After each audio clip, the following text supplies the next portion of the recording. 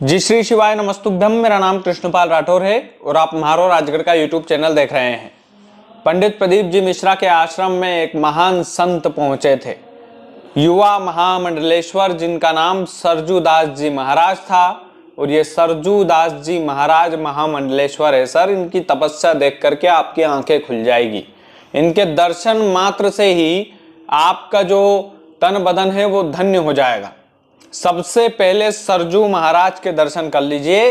बगल में बैठे हुए हैं, उनका नाम पंडित प्रदीप जी मिश्रा है, आप सभी जानते हैं। गुरुजी पंडित प्रदीप जी मिश्रा और महामंडलेश्वर सरजू दास जी जो महाराज है, ये दोनों कुबेरेश्वर धाम में मिले हैं। और महामंडलेश्वर जी पंडित प्रदीप जी मिश्रा से क्यों मिले, किस लिए मिले, इसकी चर्चा जो है मीडिया चैनलों में खूब चल रही है। लेकिन महामंडलेश्वर और पंडित प्रदीप जी मिश्रा का मिलन किस लिए हुआ ये तो भगवान ही जानता है। लेकिन कुबेरेश्वर धाम में स्वयं महामंडलेश्वर सरजू दास जी महाराज आए थे और जो कुछ भी सरजू दास जी महाराज ने कहा और जो कुछ भी कुबेरेश्वर धाम में किया, वो सुनकर के आप दंग रह जाएंगे।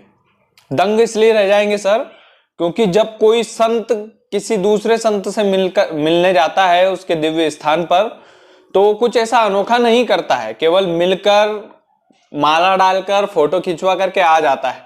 लेकिन महामंडलेश्वर सरजू दास जी महाराज ने पंडित प्रदीप जी मिश्रा के आश्रम में कंडे जलाए भरी गर्मी में और उन कंडों के बीच में तपस्या की।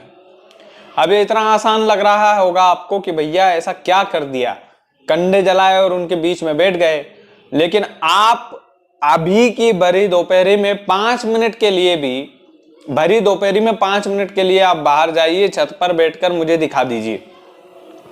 और जब ये किया सरजू दास जी महाराज महामंडलेश्वर जी ने, तो ना केवल वहां की जनता, पंडित प्रदीप जी मिश्रा खुद हैरान रह गए उनके तप को देखकर, उनकी तपस्या को देखकर।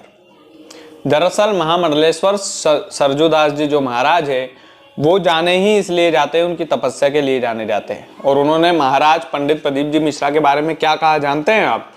उन्होंने कहा कि जो लोग पंडित प्रदीप जी मिश्रा पर आरोप लगाते हैं, जो लोग पंडित प्रदीप जी मिश्रा से सवाल पूछते हैं, जो लोग पंडित प्रदीप जी मिश्रा को सवालों के घेरे में लेते हैं, जो लोग लगातार उनकी आलोचना करते हैं, वो लोग हिंदू नहीं हो सकते, वो लोग किसी और धर्म के हैं। और पंडित प्रदीप जी मिश्रा जो काम कर रहे हैं, उस काम को देखते हुए उनके किसी भी जो धार्मिक कार्य में सवाल करना ही नहीं चाहिए, जो लोग हिंदू है वाकई में। और ये महामंडलेश्वर ने कहा है।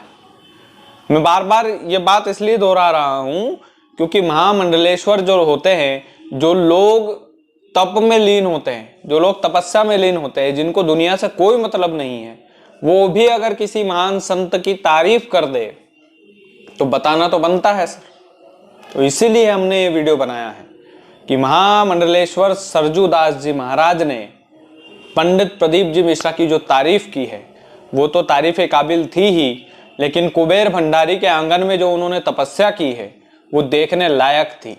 देखने लायक इसलिए थी क्योंकि बहुत विरले संत होते हैं ऐसे जो मिलन के लिए जाते हैं और उनकी तपस्या में कोई खलल ना हो, इसलिए वहां भी उन्होंने तपस्या कर डाली। ऐसे ऐसे महान संत हमारे भारतवर्ष में है। और पंडित प्रदीप जी मिश्रा के बारे में जो कुछ भी सरजू दास जी महाराज ने कहा वो तो कमाल ही कह दिया उन्होंने कि जो लोग ऐसे संत के खिलाफ आवाज उठाते हैं, पंडित प्रदीप जी मिश्रा के खिलाफ जो बोलते हैं, वो गलत है। इस तरह उन्हें नहीं बोलना चाहिए। और जो लोग खिलाफ बोलने वालों पर भरोसा करते हैं वो ज्यादा पापी है, दुष्ट है वो लोग। ये मैं खुद बोल रहा हूँ, ये उन्होंने नहीं बोला। तो पंडित प्रदीप जी मिश्रा जो है वो लगातार अपनी ख्याति जमा रहे हैं अपनी कथा के जरिए।